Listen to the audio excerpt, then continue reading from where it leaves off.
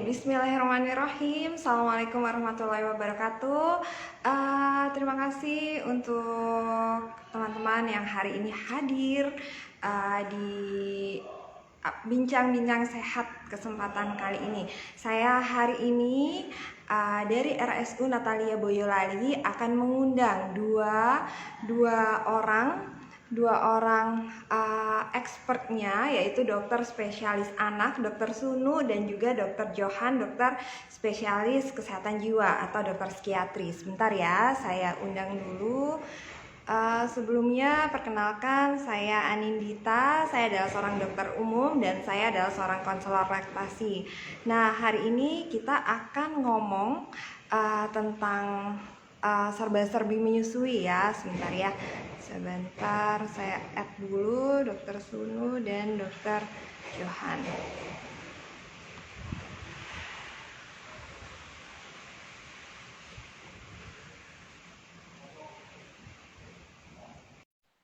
Ya, dokter Johan udah ada. Bentar ya. Dan hari ini sinyalnya bersahabat, kita bisa lancar mengadakan live-nya. Atau buat teman-teman, Bapak Ibu yang sedang nonton, bisa menuliskan. Misalnya ada pertanyaan yang ingin ditanyakan kepada kedua orang narasumber kita kali ini. Jadi nanti saya membacakan. Saya udah oke belum ya? Udah masuk belum ya? Halo, selamat pagi, Dr. Johan. Selamat pagi, bisa dengar suara saya? Dengar.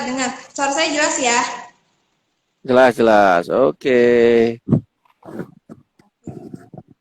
Nah, ini sebentar ya dok, lagi nunggu dokter Sunu. Siap, Sehat dok? sehat. Ya, walaupun kemarin agak drop sedikit. Oh gitu.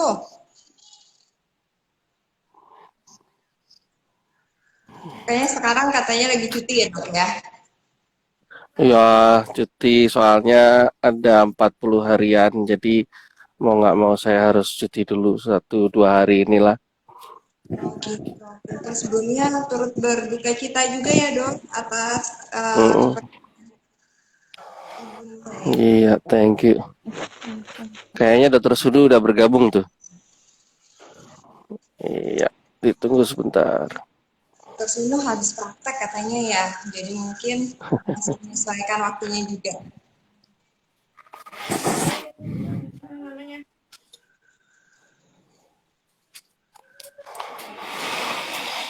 Teman-teman kalau pengalaman atau ada pertanyaan yang mau ditanyakan pada dua narasumber kita, boleh sambil ngetik nanti saya tanyakan kepada mereka berdua.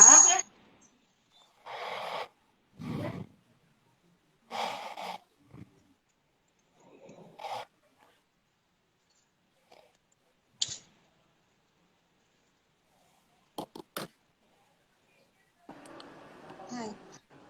Oke. Assalamualaikum warahmatullahi wabarakatuh. Selamat pagi Dokter Sunu.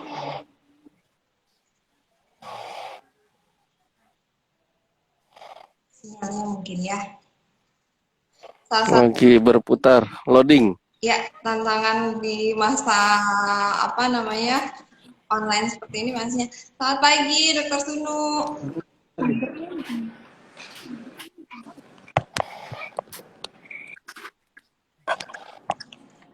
Udah ya?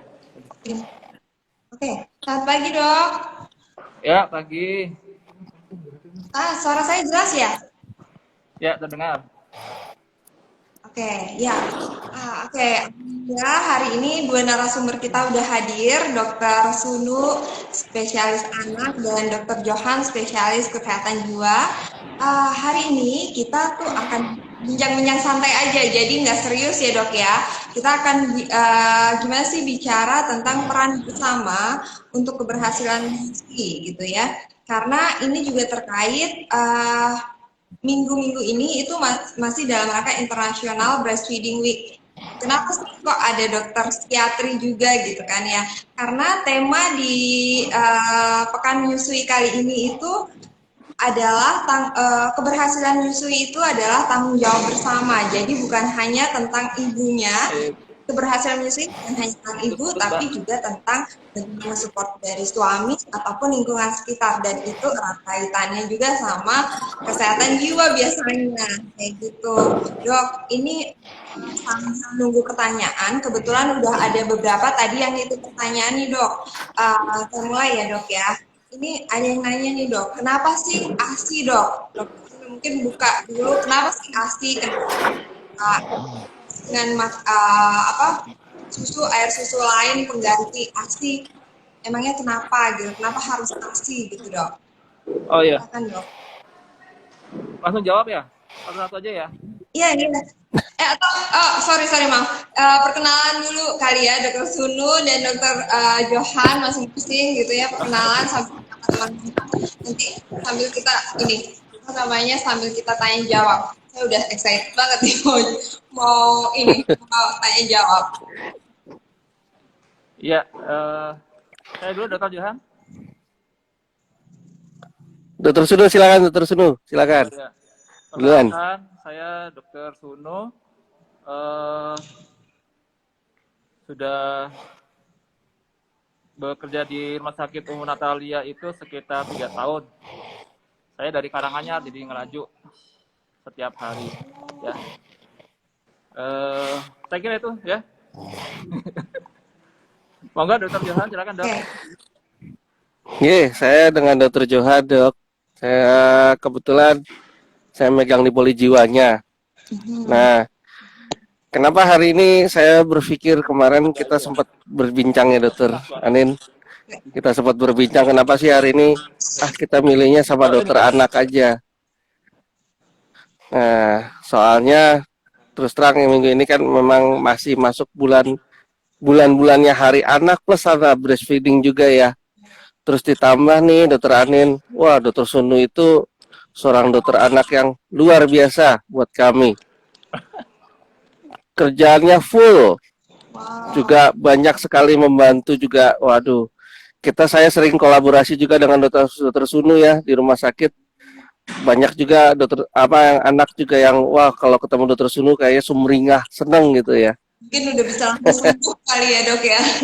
Orang tuanya udah merasa nyaman gitu ya dok ya. Alhamdulillah, berarti kesempatan kali ini jangan sampai disia-siakan nih ibu di rumah yang mungkin pasien-pasien Dokter Sunu atau juga lagi mengalami kendala gitu ya, tantangan lah dalam menyusui. Oke, terima kasih Dokter Sunu Johan atas perkenalannya. Nah, jadi saya masuk pertanyaan ya dok ya. Mungkin pembukaannya adalah kenapa sih ASI dok? Kenapa bukan air susu lain gitu atau susu formula mungkin dok? Dokter Sunu. Ya, terima kasih untuk pertanyaan yang pertama. Mudah-mudahan nanti bisa menjawab ya sekurang-kurangnya apa yang saya sampaikan nanti. Kenapa kok pilihannya ASI? Ya karena ini adalah air susu ibu dan yang dilahirkan adalah anak manusia ya. Jadi memang yang paling cocok adalah ASI ya, bukan susu sapi atau susu kambing ya. Itu pertama. Yang kedua, kelebihannya ASI tentu akan sesuai dengan bayinya. Yang pertama dari sisi pematangan air susu itu sendiri. Kedua, pematangan dari saluran cernanya. Itu baru masalah kesesuaian antara ASI dengan saluran cerna bayi. Belum lagi kandungan-kandungan lain di dalam ASI yang tentu akan sangat mendukung untuk pertumbuhan dan perkembangan bayi selanjutnya ke depannya. Ya. Banyak sekali kandungan ASI yang tidak didapatkan di susu formula atau susu yang lain. Sebagai contoh misalnya di ASI jelas ada antibodi ya yang sudah sering kita sampaikan kepada orang tua untuk memotivasi untuk memberikan air susu ibu. Yang kedua ASI juga mengandung anti alergi, antivirus ya. Terus juga hormon pertumbuhan. Selain itu juga ada enzim-enzim yang diperlukan untuk membantu pencernaan pada bayi baru lahir. Walaupun ada beberapa kelebihan dari susu formula ya, karena ada beberapa hal yang berbeda dengan air susu ibu. Di antaranya beberapa bayi yang mendapatkan susu formula itu berat badannya naik sangat cepat. Ya, yang sebenarnya kenaikan yang sangat cepat ini pun tidak fisiologis ya. Terlalu cepat itu juga tidak baik. Kenapa? Karena kandungan protein yang terlalu tinggi, kandungan lemak yang terlalu tinggi, karbohidrat terlalu tinggi ya, yang nanti ke depannya juga akan mengganggu pertumbuhan si bayi itu sendiri. Yang pertama, bayi akan lebih anak itu nanti ke depan akan mudah terkena sindrom metabolik ya, seperti obesitas, diabetes, ya, kemudian juga sindrom hiperlipidemi juga akan terjadi pada anak-anak yang memang sejak awal sudah mendapatkan susu formula yang tinggi protein dan tinggi kalori seperti itu. Oh, oke dok. Ya, jadi kalau saya boleh ulang sedikit bahwa kenapa sih ASI? Karena ASI itu memang udah paling the best ya dok ya, paling menyesuaikan kondisi pertumbuhan si anak gitu. Jangan hanya kita melihat oh berat badannya kok kecil ya pakai ASI dibanding susu formula, kan banyak ya, karena ibu-ibu tuh suka membandingkan gitu kan. Nah, perlu diingat bahwa tidak hanya fokus di penambahan berat badan, padahal komposisi dari susu formula yang ada terlalu banyak lemak ataupun karbohidrat itu jangka panjangnya juga tidak baik untuk kesehatan anak gitu ya dok ya. Ya, betul. Oke, ini mungkin terkait juga sama situasi COVID nih. Ada yang tanya juga dok. Jadi kalau untuk orang ibu dengan positif seorang dari tes antigen atau PCR-nya positif, bayinya negatif, apakah bisa tetap menyusui bayinya, dok? Ya, dari ini isu yang betul berkembang di masyarakat ya, banyak sekali sekarang kejadiannya, dan kebetulan memang dari IDAI sendiri sudah mengeluarkan rekomendasi terkait dengan hal ini ya, pada ibu yang sedang menyusui dan ia terpapar dan harus isoman, kemudian harus menyusui bayinya, ada dua hal. Yang pertama, dia bisa tetap menyusui bayinya langsung ya, dengan beberapa syarat. Pertama, tetap memakai masker, menjaga prokes, dan segala sesuatunya dibersihkan dengan antiseptik, desinfektan ya, menjaga kebersihannya selalu. Yang kedua, apabila ibu tidak memungkinkan untuk memberikan langsung ya, atau bayi juga tidak bisa mendapatkan ASI langsung, maka boleh diberikan melalui susu perah dan ditampung dalam botol, kemudian adiknya mendapatkan ASI dari botol seperti itu. Jadi diperbolehkan dok ya. Ya, dok. Jadi jangan khawatir untuk ibu yang sedang menyusui dan ternyata positif sedangkan anaknya negatif. Rekomendasi IDAI sendiri sudah menyatakan bahwa boleh ya, tentunya dengan protokol kesehatan, dengan pakai masker, terus menggunakan disinfektan sebelum dan sesudah menyusui mungkin ya dok, atau kalau misalnya, dan itu pastinya akan erat kaitannya dengan support system yang ada ya dok ya, karena kan perlu dukungan orang lain atau keluarga yang mungkin yang negatif yang bisa menghandle atau merawat bayinya gitu ya dok ya, kalau setelah menyusui. Ya dok. Ya dok ya, karena kan tentunya kita tetap artinya kontak antara ibu untuk sementara waktu kita ada lebih dibatasi gitu ya dok ya, karena mengurangi paparan terjadinya kontak gitu ya dok. Ya. Nah, itu nanti akan nyambung ke support systemnya atau pendukungnya nih. Nah, pendukungnya dukung ibu menyusui itu terkait juga yang tadi saya sempat bilang ya, bahwa tema Pekan ASI kali ini adalah bagaimana support system atau bagaimana pendukung orang-orang sekitar dalam menentukan keberhasilan menyusui. Nah, kalau Dokter Sunu sendiri melihat seringnya seperti apa sih dok? Maksudnya memang sebenarnya ibu sendiri tuh sudah pasti bisa menyusui atau seringnya seperti apa sih dok? lingkungan sekitar atau gimana dok? Pengalamannya. Memang ada beberapa persen ya pada ibu-ibu yang akan menyusui mendapatkan beberapa kendala ketika akan menyusui. Pertama, ASI tidak keluar, ya, kemudian ada masalah masih nyeri gitu ya. Kadang-kadang itu yang menjadi problem yang utama ibu untuk tidak memberikan ASI-nya. Padahal ketika bayi sudah lahir itu hormon yang memproduksi ASI itu langsung keluar, itu prolaktin, ya. Prolaktinnya akan keluar, akan produksi susu. Sementara ketika puting susunya tidak stimulasi oleh mulut bayi, maka oksitosin tidak akan keluar dan tidak akan menyebabkan ASI itu keluar. Akibatnya susu akan tertahan di dalam kelenjar payudara ibu yang akibatkan ibu akan mengalami kesakitan, payudaranya bengkak, ya. Akibatnya terjadi peradangan pada payudara. Itu yang pertama. Yang kedua, ketika sudah keluar pun kadang-kadang ibu juga merasa sakit yang berlebihan, ya, di rahimnya, senut-senut gitu kalau di adik bayinya menyusui. Ya memang karena oksitosin itu kan dia berfungsinya untuk mengeluarkan ASI, ya. Kerjanya juga menyambung juga untuk kontraksi dari uterusnya. Jadi itu hampir bersamaan.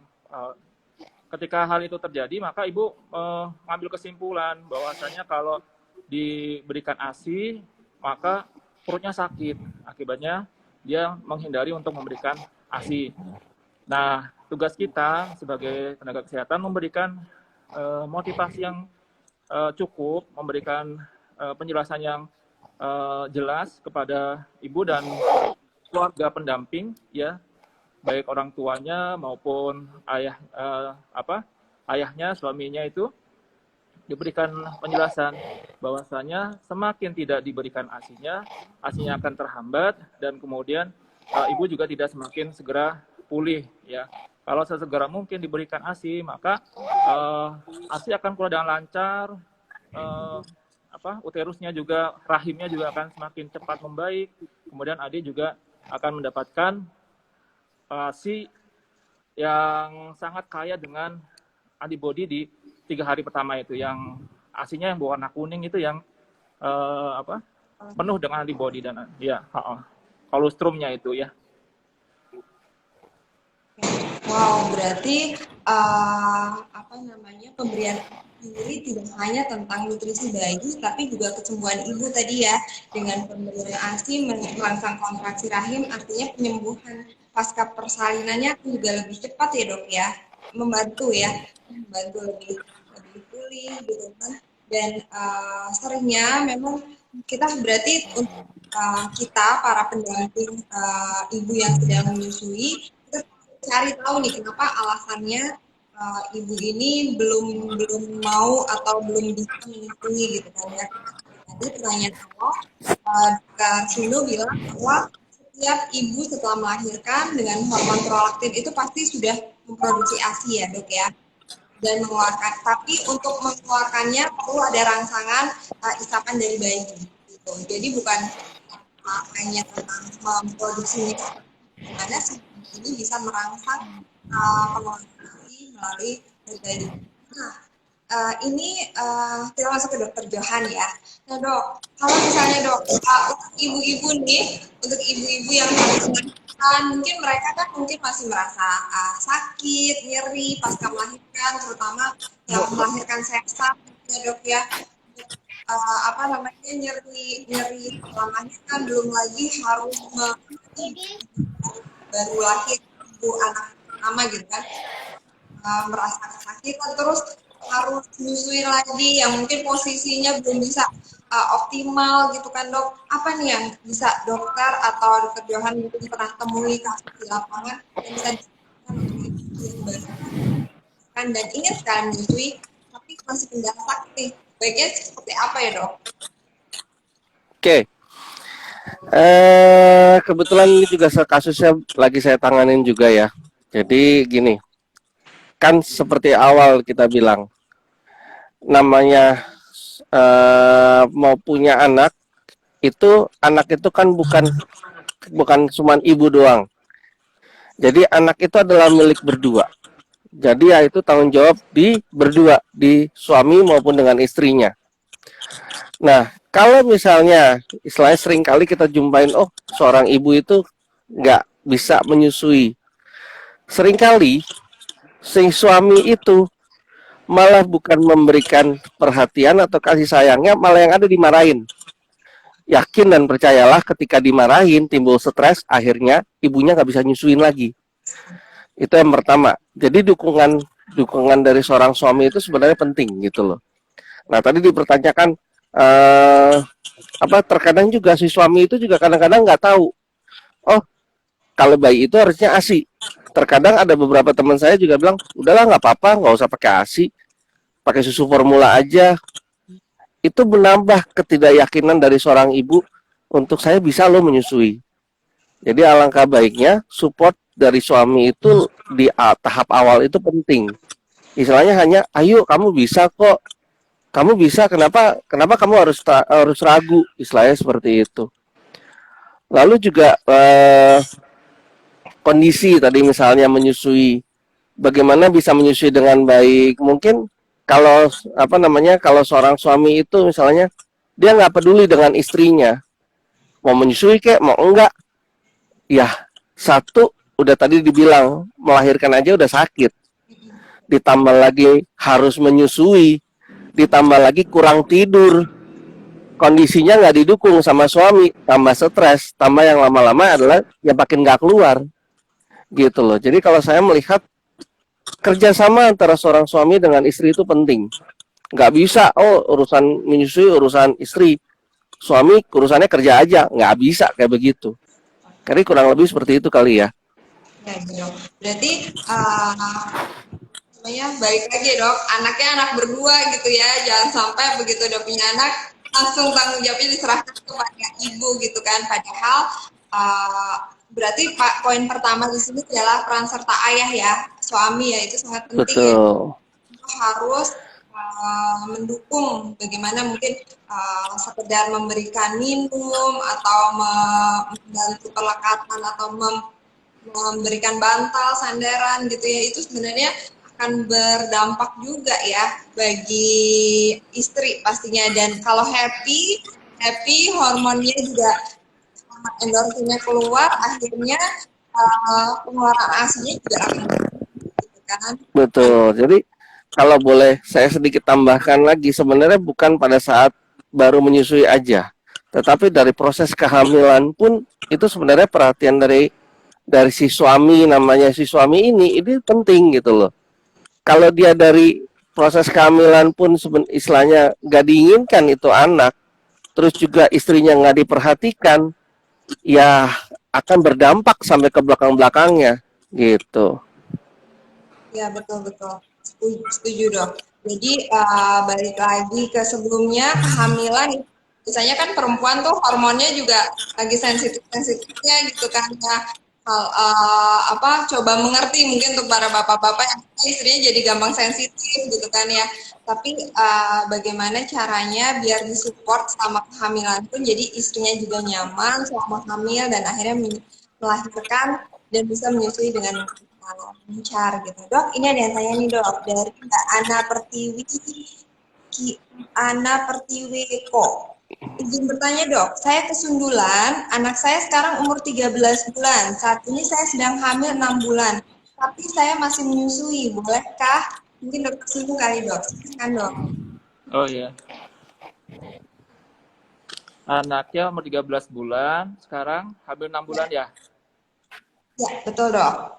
Ya, pada beberapa orang tua memang mengkhawatirkan kondisi bayi yang dikandungnya karena menyusui. Kadang-kadang karena tadi ya, proses oksitosin itu juga akan menyebabkan kontraksi dari rahim uterus. Ya mungkin itu yang ditakutkan ibunya, apakah nanti akan terjadi kelahiran yang prematur. Ya, tetapi pada kondisi ini sebenarnya kontraksi uterus yang disebabkan oleh oksitosin itu tidak sekuat ketika bayi mau lahir. Jadi masih aman saja. Ibu menyusui pada bayinya yang sudah umur 13 bulan itu ketika dia sedang hamil. Yang kedua, kadang-kadang muncul juga pertanyaannya, apakah nanti ASI-nya akan tetap baik ketika ibunya menyusui? Dalam nggak bagus gitu kadang. Ya. Selama asupan ibunya cukup, ya mungkin dukungan nutrisinya baik, tidak akan mengganggu dari kualitas ASI. Tetapi memang ketika sudah usia 6 bulan ke atas, ASI memang kan kualitasnya akan sudah menurun ya, dari kalorinya segala macam tidak akan bisa mendukung pertumbuhan bayi secara optimal kalau mau memakai ASI saja. Terus kalau ada hal ketiga, kalau ibunya sangat khawatir, maka ya memang sebaiknya kakaknya disapi saja daripada nanti dia memikirkan dua anak yang dikandung sama anak yang sedang menyusui. Mereka disapi dan anak yang pertama bisa mendapatkan perawatan dari orang terdekatnya, ya. Walaupun mungkin sekali 2 kali masih bisa mendapatkan ASI pagi, siang atau sore ketika dia akan beranjak tidur, ya, tetap dekat dengan ibunya secara psikologis, dia tidak akan terganggu, tidak jauh dari ibunya. Saya kira itu masih boleh, masih aman. Oke, terima kasih dok. Jadi poinnya adalah kalaupun ada kontraksi, kontraksinya tidak sekuat saat kontraksi melahirkan ya dok ya? Iya. Ini pertanyaan lagi dok, dari Mbak Ana kembali. Izin bertanya Dokter Sunu, anak saya yang 13 tadi berarti anaknya mungkin 3 ya? Tahun suka nyemil roti-rotian, itu bahaya nggak ya dok? Terima kasih. Umur berapa dok? 13 tahun dok. 13 tahun. Ini anaknya yang pertama. 13 tahun. Mungkin lebih banyak asupan karbonya dari roti-rotian dibanding nasi atau makanan yang benar, makanan dengan komposisi Iya. Memang kalau untuk pertumbuhan anak kan memang makanannya harus tercukupi dari karbohidrat, lemak, protein, ya serat dan sebagainya untuk menjaga kesehatan tubuhnya. Kalau dia hanya mengandalkan dari karbohidrat saja, apalagi cemilan, nanti mungkin pertumbuhannya tidak optimal, ya. Bisa saja berat badannya kurang, ya. Jadi tidak mencapai pertumbuhan yang diharapkan. Makanya kalau pada anak-anak yang seperti ini, 13 bulan, maaf typo, ternyata yang tadi 13 bulan. Mungkin karena ASI-nya mulai dibatasin atau seperti apa, atau anak ini lebih makan nasi 13 bulan dong. 13 bulan makan nasi, makan roti-roti saja, nyemil-nyemil. Ya, sebaiknya 13 bulan sudah mulai makan makanan keluarga, ya sudah setahun lebih. Ya kenapa? Karena nanti kita akan mengarahkan anak kepada makanan-makanan seperti makanan orang tua dewasa atau makanan keluarga. Ya kalau kita biasakan dengan makan roti, cemilan roti, nanti orang tua akan kesulitan sendiri. Pertama selalu menyediakan roti, anak tidak mau makan yang disediakan. Kedua pertumbuhannya tidak optimal seperti yang kita harapkan, ya tidak sesuai dengan grafik pertumbuhannya, bahkan mungkin datar atau menurun, ya karena kalorinya kurang dan mineral dan vitaminnya juga tidak mendukung, ya karena dukungan pertumbuhan di antara juga kita butuhkan mineral dan vitamin yang didapatkan dari sayuran atau buah, ya. Terus sebaiknya kalau sudah seperti ini jangan dibiarkan terus-menerus karena nanti jadi kebiasaan dan anak akan lebih suka dengan apa yang dia dapatkan sekarang. Karena dengan nyemil roti kenyang, sudah cukup bagi dia. Tapi kan bagi kita tidak begitu saja, ya. Kita inginkan anak ini tumbuh baik, ya. Tidak hanya pertumbuhan berat badannya saja, tetapi juga pertumbuhan otaknya, ya. Karena pertumbuhan otak itu kan terjadi cepat sekali di usia sampai dengan 2 tahun itu sampai 80% pertumbuhan otaknya. Ya ini kan masih 13 bulan ya, sebaiknya kita kejar. Kalau yang seperti ini mungkin berat badannya akan kurang. Sementara indikasi pertumbuhan otak juga akan terlihat dari pertumbuhan berat badannya. Kalau berat badannya kurang, berarti volume otaknya juga kurang. Seperti itu. Nah, berarti untuk tadi Mbak Ana baiknya mulai mungkin dikurangi sedikit-sedikit gitu ya dok, dialihkan ke makanan-makanan keluarga karena itu juga nantinya akan membantu gitu kan, karena benar saya setuju dok, nanti itu PR sih kalau untuk ibu harus menyiapkan roti gitu kan terus-terusan sampai dewasa ya dok, selain memang dari segi tumbuh kembangnya sendiri itu tidak optimal. Ada pertanyaan lagi nih dok dari Mbak Afril, Cilik Cerewet. Maaf dok, mau nanya bagaimana cara memperbanyak ASI karena anak saya berumur 5 bulan, tapi ASI saya sedikit, sudah minum susu almond, ASI booster, juga obat Moloko B12, tapi ASINya tetap sedikit. Bagaimana dok? Monggo dok. Biasanya produksi ASI kan dirangsang oleh prolaktin tadi ya. Mungkin ibu capek atau ibu sudah mulai masuk kerja, ya stres, di rumah juga akan menyebabkan penurunan hormon prolaktinnya. Nah, moloko itu juga kalau ibunya tidak nyaman, ya kelelahan, itu juga akan menyebabkan tidak bermanfaat obatnya itu. Ya akhirnya produksi ASINya pun tidak sebanyak ketika waktu di awal-awal kelahiran. Maka pada beberapa kesempatan ibu harusnya mempunyai waktu cukup untuk istirahat, ya, misalnya di waktu siang atau malam hari sebelum bayinya itu nanti bangun, ya bisa digantikan oleh yang lain untuk menemani adiknya. Terima kasih Dr. Suno. Ini terkait sama dukungan juga ya dok. Dr. Johan, ini ada yang tanya, kalau saya seorang ibu, tapi saya tuh ngerasa bahwa suami atau lingkungan tidak mendukung untuk menyusui atau kurang support lah dalam berhasil menyusui. Nah, gimana ya caranya biar saya tuh nggak stres? Gimana Dr. Johan? Pertanyaan yang sulit untuk dijawab. Jadi gini, pilihan, jadi istilahnya kalau mau dikatakan bahagia itu ada di tangan kita. Bahagia itu pilihan kita. Kita mau bahagia menurut apa? Istilahnya kalau ibu merasa tidak nyaman di lingkungan itu untuk menyusui, adakah kemungkinan untuk menyusui di lingkungan yang lain? Atau mungkin juga kita bisa mencari lingkungan yang setidak-tidaknya bisa sedikitlah mendukung. Nah, ini yang menjadi pertanyaan, sebenarnya lingkungan seperti apa sih yang tidak mendukung? Istilahnya apakah lingkungan itu lingkungan kerja? Mungkin kalau lingkungan kerja mungkin kita bisa cari tempat tertentu di mana tempat itu tertutup atau seperti apa.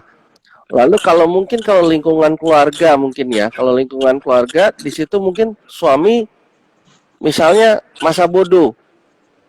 Nah, di situ makanya tadi kan saya bilang bahagia itu milik kita. Jadi kita kalau suami kita masa bodoh, kita harus berpikir satu. Yang saya ke depan ini adalah anak dengan saya. Berarti saya harus berjuang untuk anak saya. Berarti saya harus membuat diri saya bahagia supaya anak saya bisa mendapatkan sesuatu yang terbaik. Jadi ya mau nggak mau kita harus berpikir positif dalam arti oke, bahagia itu milikku. Jadi aku harus bahagia untuk anak-anakku. Jadi kurang lebih mungkin seperti itu kali ya Dokter Anin ya. Sepakat tuh, ini juga kaitannya sama tadi Dokter Susi sudah bilang, seorang ibu biasanya kelelahan. Jadi selain kita harus, saya setuju bahwa memang yang punya andil yang menentukan kita bahagia atau enggak sebenarnya respon kitanya ya dok ya. Gimana respon kita, misalnya sekitar kurang mendukung, tapi saat kita tahu apa yang kita lakukan atau kita perjuangkan itu baik untuk anak kita, itu ya berarti kita mungkin cari hal-hal yang bisa membuat kita bahagia gitu kan, atau senang. Iya. Istirahat gitu ya dok ya, text time kayak. Mungkin juga bisa ditambahkan mungkin kalau misalnya kita suka dengar musik, mungkin sambil menyusui kita pasang headphone. Jadi setidaknya hati kita juga agak sedikit terhibur lah ya. Atau mungkin kalau misalnya si suami ini nih kadang-kadang biang keroknya dia nih. Kadang-kadang suka begitu ya. Ini yang Nah, parah. mungkin si suami ini mungkin si suami ini mungkin bisa dibilang mungkin kita bisa curhat dengan mertua kita, mungkin kita bilang, tolong apa, ma ini kayak gini loh atau gimana. Mungkin mungkin dia bisa dekat dengan adiknya atau siapa, kita mungkin bisa mencobalah setidaknya sedikit untuk meminta perhatian, walaupun sih biasanya sih banyak juga nggak berhasil ya. Karena kadang-kadang si suami itu mengatakan, aku ini udah capek, aku udah kerja, ya urusan anak urusanmu. Tapi sebenarnya nggak harus seperti itu dan nggak bisa seperti itu, gitu loh. Tapi ada juga sih dok yang kayak gitu, lama-lama akhirnya suami juga luluh juga, akhirnya bantu. Jadi ya terus aja coba caranya gitu ya, sambil Betul. jaga pikiran. Nih dok, ada yang tanya lagi, dok, tetangga saya ODGJ. Udah pernah melahirkan 4 kali, 3 anaknya itu tidak dikasih ASI langsung.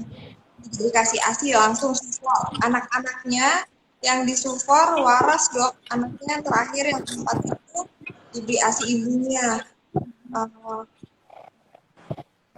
Tapi kok pertumbuhannya kayaknya tidak secepat sama kakak-kakaknya gitu dokter Sun. Ini bisa dijawab keduanya nih, Dokter Sunu dan Dokter Johan. Dari Mungkin Mama. dokter Sunu dulu kali ya, dari segi asinya dulu tuh. Ya silahkan dok.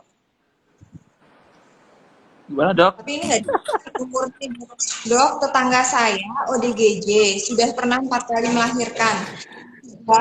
Anaknya itu tidak diberi ASI, langsung diberikan sufor. Anak-anaknya dikasih sufor tampak waras, tapi tidak dikasih tahu indikator warasnya apa gitu, maksudnya dan usianya berapa tidak diinfokan. Anaknya yang terakhir ini keempat diberi ASI oleh ibunya yang ODGJ itu, tapi kok kayaknya pertumbuhannya tidak secepat kakak-kakaknya. Tell me sih bilangnya, tapi menurut saya ini kan kita nggak bisa langsung ya dok, kalau nggak ada bukti-bukti lainnya. Iya. Seperti yang saya sampaikan tadi di awal, memang kelebihan dari susu formula kan kalorinya cukup ya, terus bahkan mungkin ada yang berlebih, karbohidratnya juga sama protein juga berlebih ya, mengakibatkan percepatan pertumbuhan pada bayi di awal-awal kelahirannya. Tapi itu juga ada masalah ke depan nanti ya.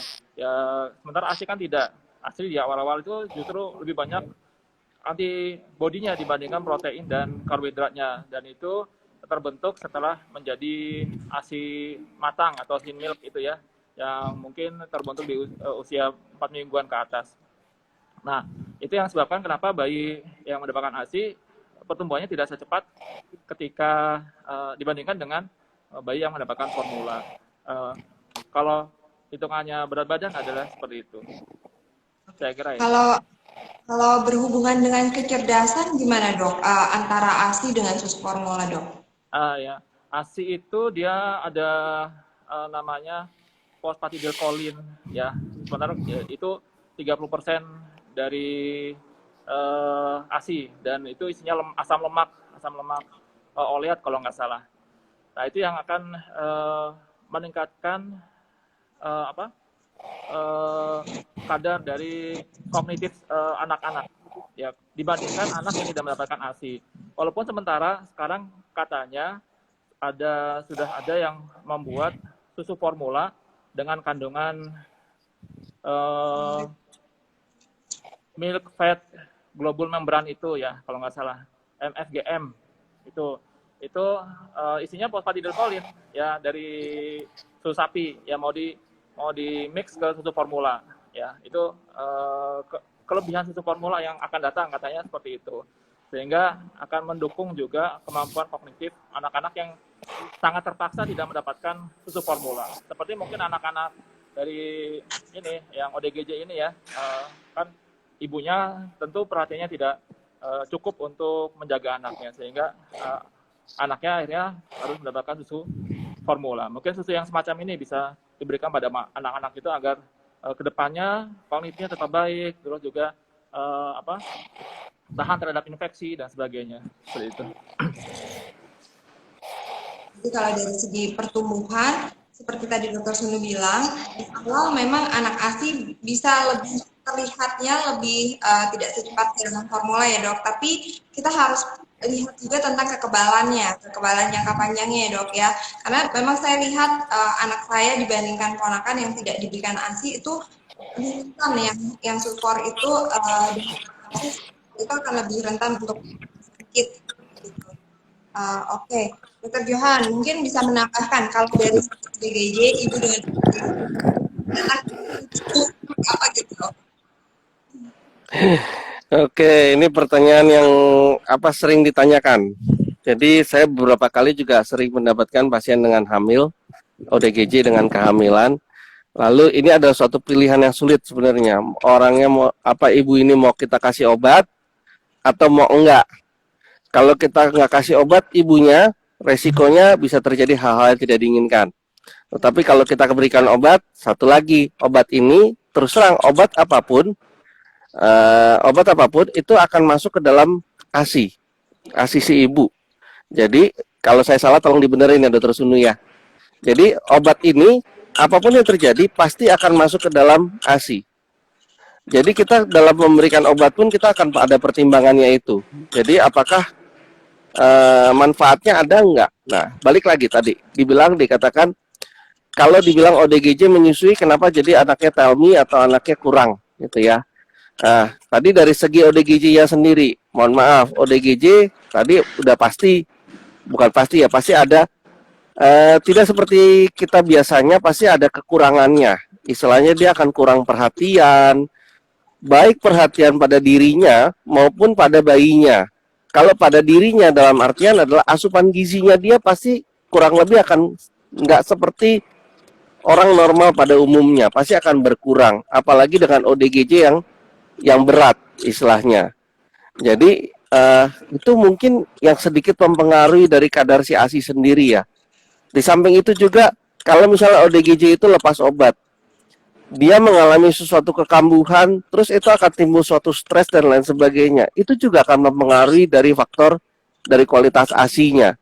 Jadi mungkin dari pengaruh-pengaruh eksternal itu yang berpengaruh.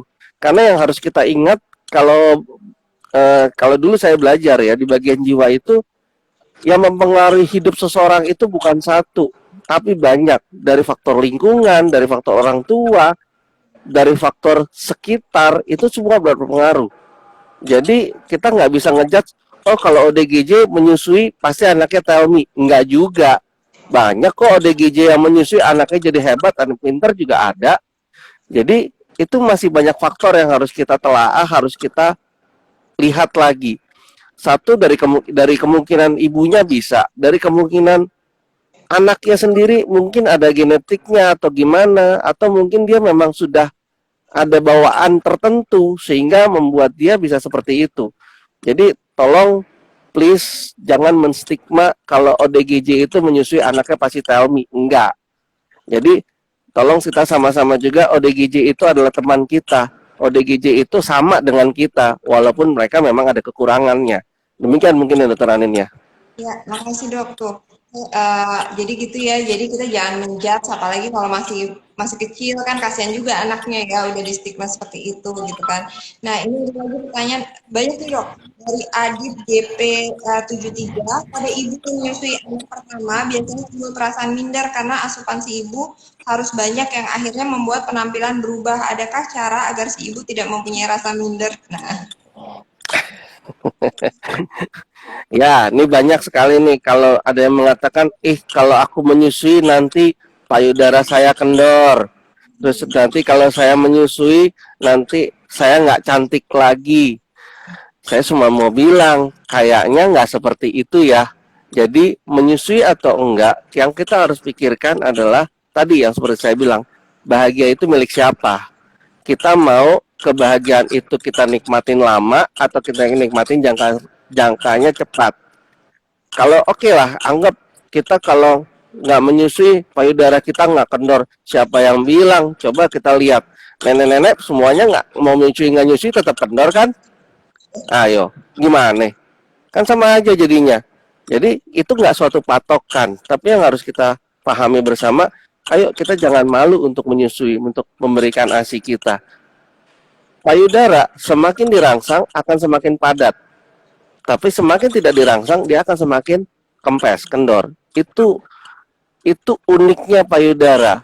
Dan ASI pun kalau kita nggak merangsang payudaranya, itu nggak akan keluar. Jadi seperti itu. Mungkin image-image seperti itu yang harus kita hapus kali ya. Mungkin kita nggak usah berpikir, oh nanti aku tambah jelek. Yang menilai jelek atau enggak itu dirimu satu. Kedua, tanyalah suamimu. Kalau dia bilang aku menyusui, aku jadi jelek, tanya balik sama dia, siapa suruh lu pilih gue? Kan gitu. Kalau lu milih gue cantiknya aja, ya lu jangan suruh gue hamil dong. Jangan suruh gue menyusu, jangan suruh gue punya anak. Punya anak aja udah bikin jelek, apalagi yang lain-lain, kan gitu. Ya enggak? Ya, mungkin kurang lebih seperti itu. Jadi itu ya, jadi bukan karena menyusuinya perubahan untuk payudara, karena pasti semua itu kolagen juga akan menurun. Ya, jadi kalau kita menua akhirnya juga ada kekondoran itu terjadi, kenapa juga nggak jadi suatu hal yang bermanfaat dengan memberi ASI gitu ya dok ya. Ini dari Moms Hennis, dok, kalau ASI tetap diberikan tapi misal pengen disanding dengan support untuk ikhtiar biar anaknya Sunu, Dokter Anin, dan sebaiknya support yang tinggi kandungannya seperti apa? Gimana nih dok Sunu? Apa? Gimana dok? Ya. Maaf ya, putus-putus. Iya ya, ini dok. Dari Moms Hennis, dok, kalau ASI tetap diberikan, tapi misal ingin diberi tambahan dengan support. Katanya biar anaknya cerdas kayak dokter Sunu, dokter Anin, dan dokter Johan. Sebaiknya dari support yang tinggi kandungan apanya ya dok? Ya, untuk kecerdasan itu justru ASI pilihannya, ya bukan support. Karena support sekarang belum ada yang dicampurkan kandungan kolinnya, baru akan diproduksi.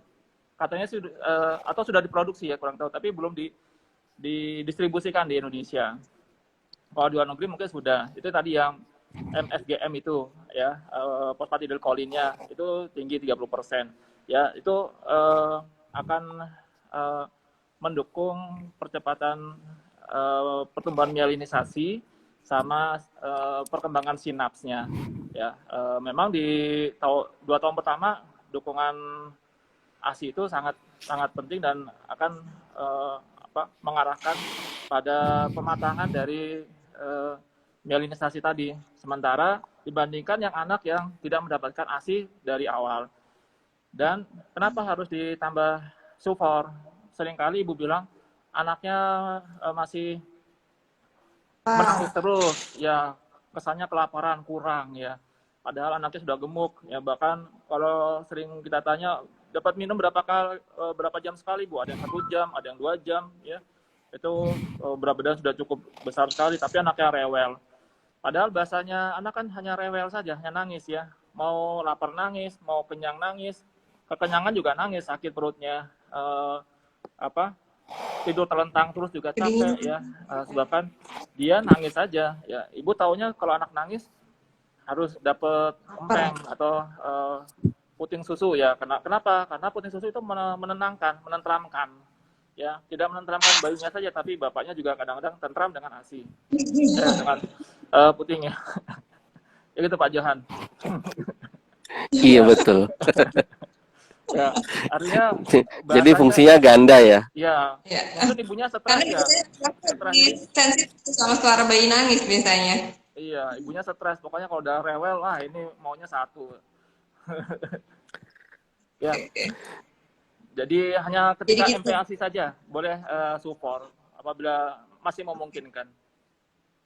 Ya, jadi sebenarnya tadi mungkin kalau saya boleh tambahin bahwa ukuran bahwa bayi menangis itu mutlak harus dikasih susu itu sebenarnya kita ya persepsi ya dok ya, padahal sebenarnya anak anak itu bahasanya menangis. Jadi kalau saat anak tidak nyaman, entah dia ngompol atau mungkin gerah atau seperti apa, itu juga dia akan menangis. Jadi tidak perlu selalu jadi kayak akhirnya minder atau takut, aduh apakah ASI saya kurang ya gitu. Apalagi tadi Dokter Sunu sudah jelaskan 2 tahun pertama fase perkembangan emas bayi atau anak itu sebenarnya sudah tersusun. Jadi perlu ditambahkan makanan pendamping ya dok ya, yang bergizi ya untuk kecerdasannya. Jadi sebenarnya nggak perlu untuk dikasih tambahan susu formula, atau bisa nanti konsultasi lebih lanjut kepada dokter anak ataupun konselor laktasi. Ini dok, pertanyaannya dari Mbak Irani. Kalau asinya belum keluar, padahal sudah 2 hari anaknya belum minum, ini bagaimana ya dok? Ya, biasanya ini perlekatannya pertama ibu cemas, ya lelah, ya kedua tadi Dr. Johan bilang dukungan dari keluarga kurang, suami ya orang tua. Jadi ibu merasa sendirian menghadapinya. Kemudian ketiga mungkin dari konselornya kurang memberikan penjelasan yang tepat ketika pemberian ASI. Perlekatan itu sangat penting, ya. Kalau boleh digambarkan bagaimana cara memasukkan puting susu ke mulut bayi, itu kan dari atas ya dok ya. Ini mulut bayi, ini putingnya diturunkan begini. Jadi puting tidak akan terjepit. Nah, ketika puting berada di tengah mulut, langit-langit mulut bayi, maka dia akan sucking dengan kuat. Ketika menyedot dengan kuat, maka ASI akan keluar. Apalagi kalau ditandai dengan payudara yang kencang, itu pasti ASI-nya sudah cukup sekali. Ya tinggal dibantu keluarnya dengan sucking yang kuat dari adik bayinya. Kalau itu cuma di ujungnya saja tidak akan keluar. Apalagi kalau bayinya masih bersuara ketika mengenyot puting ibunya ya. Kecep-kecep gitu kan tidak. Tapi kalau rapet betul-betul pelekatan yang baik itu cukup untuk mengeluarkan ASI dari payudara. Saya kira itu. Jadi 2 hari coba sambil lihat lagi ya, atau mungkin bisa menghubungi dokter anak atau konselor laktasi mungkin ya dok ya. Amubidati biasanya kalau saya waktu belajar dulu. Jadi areolanya tiga, terus mulutnya kebuka lebar, bibirnya itu bibir bawahnya keluar, terus pipinya juga biasanya mengembang, kelihatan dan jangan ada, biasanya itu ada, memang dia nggak maksimal keluarnya. Ini Dokter Anin, nambahin dok. Ya, Dok, gimana? nambahin dok. Ini tapi jangan dianggap sebagai pembicaraan tabu ya. Kalau misalnya 2 hari itu tidak keluar, ini saya belajar dari dokter anak. Dari dokter anak waktu itu dokter anak di Jakarta, dia pernah bilang begini, faktor ayahnya itu membantu itu penting. Jadi membantu itu bukan hanya menemani dok. Jadi dokter anaknya pun bilang, ikutan aja bapaknya, nggak apa-apa. Jadi dengan bapaknya merangsang juga di puting itu, satu istrinya rileks, kedua ASI-nya akan cepat keluarnya. Jadi jangan dikatakan tabu, oh kalau gue udah punya anak, gue nggak boleh nih sama istri. Nanti rebutan ASI katanya. Enggak, tapi istilahnya itu memang diajarkan seperti itu. Bapaknya aja ikutan sekalian di sebelah anaknya gitu, nggak apa-apa. Betul nggak dokter Sunu? Jadi saudara sesusuan dok.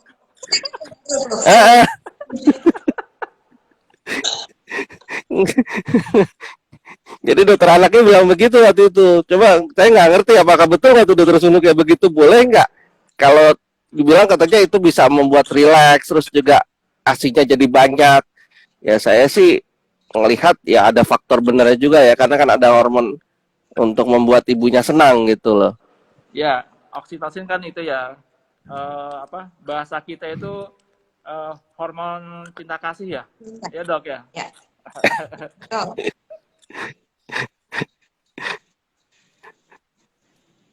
Ya, ini ada pertanyaan lagi dari Mbak Maya Masruni. Izin bertanya Dokter Johan, bagaimana cara mengatasi suami yang seperti tadi dokter ceritain dan tidak mendukung sejak hamil, karena anak sebelumnya juga itu cuek dan tidak mendukung. Nah, tadi udah ya, bisa mungkin ngomong sama mertua ya dok ya. sama mertua. Ya, mungkin bisa ngomong dengan mertua atau mungkin kalau memungkinkan ya namanya suami istri ya. Namanya suami istri untuk bertengkar, berantem itu hal yang biasa. Tapi ada kalanya kita mengalah, itu yang pertama. Yang kedua, ada kalanya kita coba untuk bicara dari hati ke hati. Saat dia lagi rileks, saat lagi senggang, lagi santai. Jangan pada saat lagi pulang kerja terus bilang, kamu perhatian sedikit, oh tambah ngomel ntar. Tunggulah waktu-waktunya, misalnya berikan dia perhatian atau mungkin berikan dia minum atau gimana. Setelah dia rileks, cobalah untuk bicara santai. Misalnya, kamu tuh ya, coba dong pijitin aku sedikit gitu loh. Kan itu bisa hal-hal bahasa-bahasa yang istilahnya agak sedikit merayu dan manja gitu kan, biasanya untuk ibu-ibu kan itu baik lah. Mungkin bisa seperti itu kali ya. Ya, setuju, setuju. Biasanya ibu-ibu sebenarnya tahu tuh cara gimana mendekati suami gitu kan ya. Nah, coba ini diingat-ingat lagi istilahnya sambil apa ya, terus-terus aja dicoba gitu kan ya. Ini dari Mbak Saraswati dari Kak, mau tanya, saya kemarin seharian popoknya kering, cuma pipis paling 1 kali sehari. Usia anak saya 6 bulan, mau tanya normal pipis bayi 6 bulan berapa kali sehari ya dok?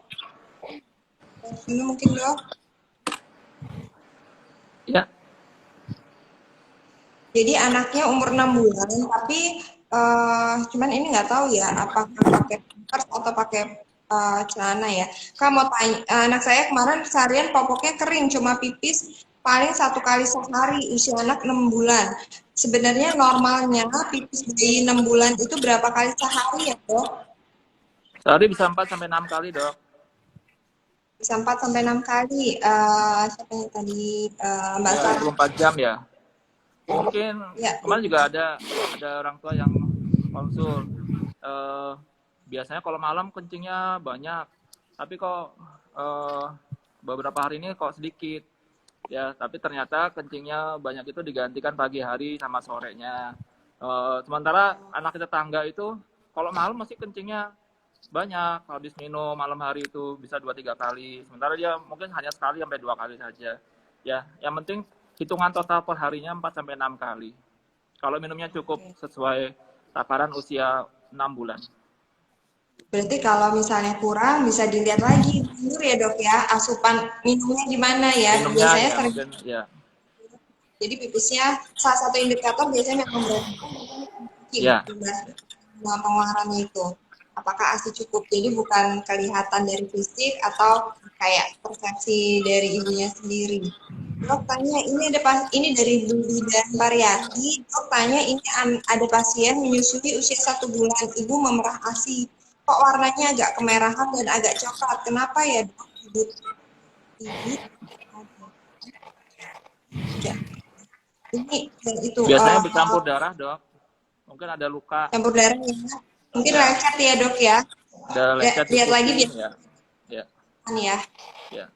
Biasanya ada luka pada puting, menyusui, kalau di bidan atau pendamping apa praktisi kesehatan bisa untuk mendampingi juga. Takutnya kurang ASI dong. Oh, takutnya kurang ASI. Iya, memang salah satu indikator kurang ASI atau kurang asupan itu dari air kencing yang kurang. Ibu tidak ada keluhan payudara, tadi Bu bidannya bilang tidak ada keluhan payudara. Mungkin bisa dilihat bagaimana posisi pelekatan menyusunya ya dok ya. Ini dari Hanifa Fitna 20. Kalau ASI nggak keluar berarti bisa dirangsang suaminya dong dok. Ya, itu tadi menegaskan pernyataan dokter Johan tadi ya. Ada lagi nggak ya? Oke, nah ya itu dong. Itu tidak ada pertanyaan lagi dan ini pas 1 jam 11.28.